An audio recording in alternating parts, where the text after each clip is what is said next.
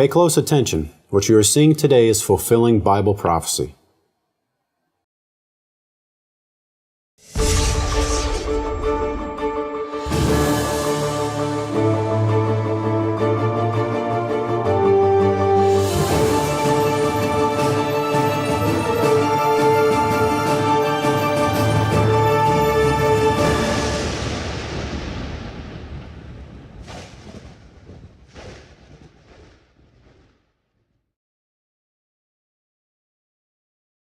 Welcome back to YPN News. Jeff, what do you have to start us off today? Well, Katan, our first news article hits pretty close to home. In fact, we're talking about the Texas drought. Now, the drought in Texas is already in the record books, and some forecasters say that it may last well into next summer. Now, it has cost farmers more than $5 billion in losses, and if that's not bad enough, there are now towns in Texas that are running out of water. Now, Groesbeck, Texas, located 100 miles south of Dallas, with a population of just over 4,000 people, is one of these towns. Residents of Groesbeck, whether local farmers or coal miners, are all concerned about the drought. Now, Joey Armstrong, the owner of the Brood Awakenings restaurant, worries that it might not make it through the great drought of 2011. The city is expected to run out of water by the end of the year. It's possible, she says, we may have to close. Employees would be out of work, and I've got to be able to wash dishes, Joey said. Now, Katan, total rainfall in Groesbeck is 2/3 of what it has been in the past few years. And in fact, this summer, they received 90 days. They had 90 days of temperatures well over 100 degrees. Now, that combination has dried up the city's water supplies. The Navasota River is now flowing at 75% below normal. And at Fort Parker Lake, 730 million gallons of water have evaporated. Tom Hawkins runs the Groesbeck newspaper. He writes, people are very concerned.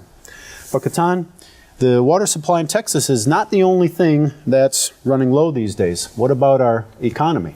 Well, you think, Jeff, that the Federal Reserve was running dry on funds for our nation. But looking at the fact that we are more than a year into a weak economic recovery, the unemployment rate continues to hover near 10%.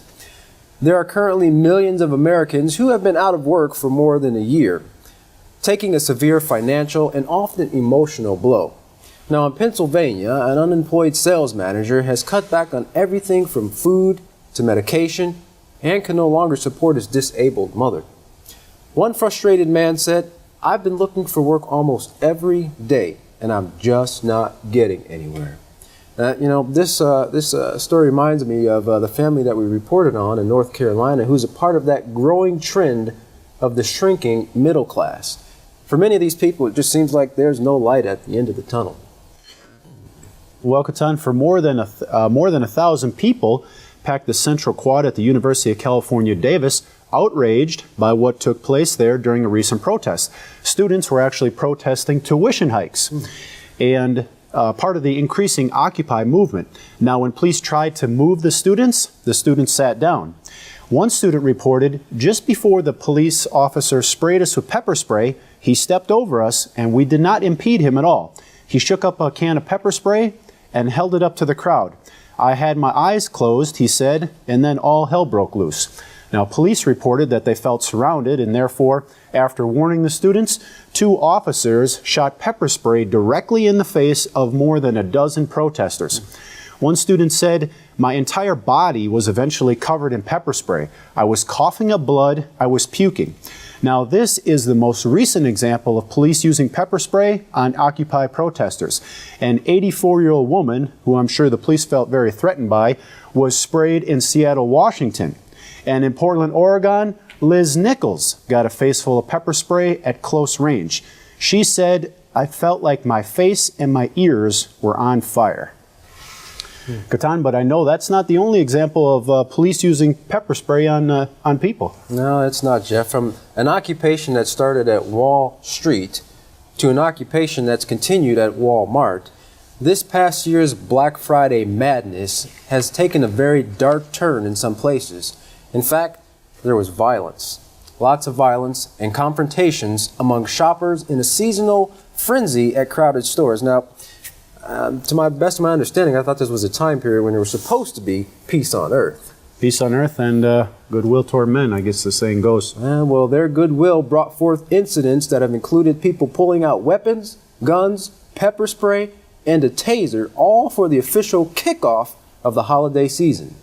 Now, in Porter Ridge, California, police say a woman pepper sprayed a fellow Walmart shopper so she could get at an Xbox. 20 people were injured and police spent the day looking for the suspect. Now, at a Walmart in Northern California, one man is in critical condition after a shooting. This being the result of an apparent attempted robbery of his Black Friday bargain. In a statement, Walmart said, overall, it's been a very safe event at the thousands of Walmart stores. I don't know what they consider safe, but maybe just 100 people getting their legs broke. But they added, we're always looking for ways to do things better. Now, in cities across the U.S., today's retailers and police found themselves facing new security challenges. Pepper spray was used at a North Carolina Walmart by police trying to subdue frenzied shoppers. While in Buckeye, Arizona, questions about excessive force on an elderly man suspected of shoplifting was brought to the authorities' attention. And Katan, if I remember right with that incident, the man said he was putting the disc that he had in his belt so he could pick up his son because the mob was starting to close in. So he was trying to protect his son when the police thought he was shoplifting, so they actually smashed him to the ground. Looks like the attitude of some of these officers is the same attitude that we see amongst the leaders of the nations. They're itching to take action against their fellow man. Now, this, of course, is leaving many people to wonder. These actions of the authorities and the people who are going after these Black Friday bargains is leaving people to wonder whether the battle for bargains is worth the cost. Now, for some of these victims, their home for the holidays will be spent in the local hospital. Not the place they want to be. I don't think so. Well, we now turn to overseas. Roughly 10 months have gone by since the uprisings took place in Egypt, but not much has really changed. Hundreds of thousands have turned out around Cairo's Tahrir Square, with some protesters calling this fight the second revolution. Now, it's between the people and the military in a country that remains in chaos. Pictures of this protest in Cairo are reminiscent scenes from Egypt's 18-day revolution. Now, but this is just part of a nationwide protest to, quote, save Egypt's revolution.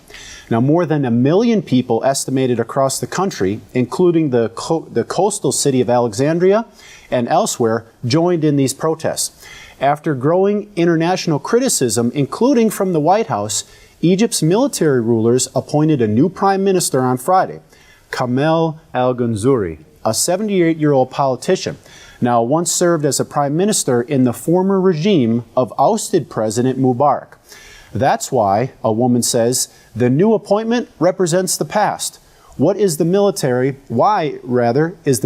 not reaching out to our new young leaders, she asked.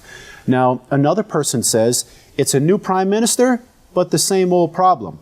The military won't give up power. One of the many signs in Tahrir Square read, an end to military rule. Now, Katan, it doesn't seem like much has changed for the Egyptians. In fact, now they're worried about the continual turmoil in the streets and their falling economy. Yeah, that's true. I mean, there's turmoil everywhere from Egypt all the way to Syria. You know, this stress and this uprisings, they're continuing to go on. In fact, the question that many analysts and strategists are wondering is, what could take place if NATO brings military forces against Syria? Now, the U.S. has deployed or redeployed its newest aircraft carrier from the Persian Gulf to the Syrian coast. And in the wake of these events, Washington is also urging U.S. citizens to leave Syria immediately. That's a sign of times for sure. In an interview with Dr. Marcus Papadopoulos, an analyst from Britain's Politics First, which is an online magazine, stated when questioned regarding NATO sending armed forces into Syria, he said, I suspect there are certain NATO countries that would like to take military action against Syria. Now, we have to remember that Syria is of immense geostrategic importance. Geographically, it is in the heart of the Middle East. Politically, it has many different tentacles in many different regions in the Middle East, particularly Lebanon. Now, so if the chance was for there to be a Western government to come to power, I think certainly NATO member states would be interested in bringing that about. However, he states, I don't actually think military action will come about for a number of reasons. Firstly, conflict in the Middle East has the potential to ignite the whole region into a ball of flames, as we reported on before. Right. Secondly, the Syrian military is not like the Libyan military.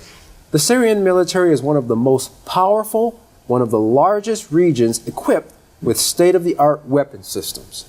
So, that would pose a potential threat to NATO aircraft. Thirdly, he states, another reason I don't think there will be NATO intervention, and it's something that is neglected, certainly in the British press, is Russia's naval base at Tartus, which has been there since the Soviet times, and it opened about in the early 70s. So, in a scenario where there is an ongoing NATO airstrike against Syria, what would occur if a missile was to strike against the Russian naval base in Tartus and possibly kill one of their servicemen? There would be a potential for a face-off between NATO and Russia.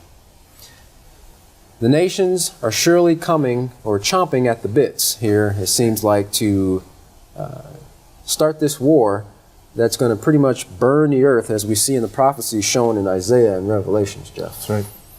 Well, stay tuned for more news as it relates to Bible prophecy, explained by Yeshua Hawkins. For all of us here at YPN News, I'm Jeffrey Heimerman. And I'm Katan Alexander. Thanks for joining us.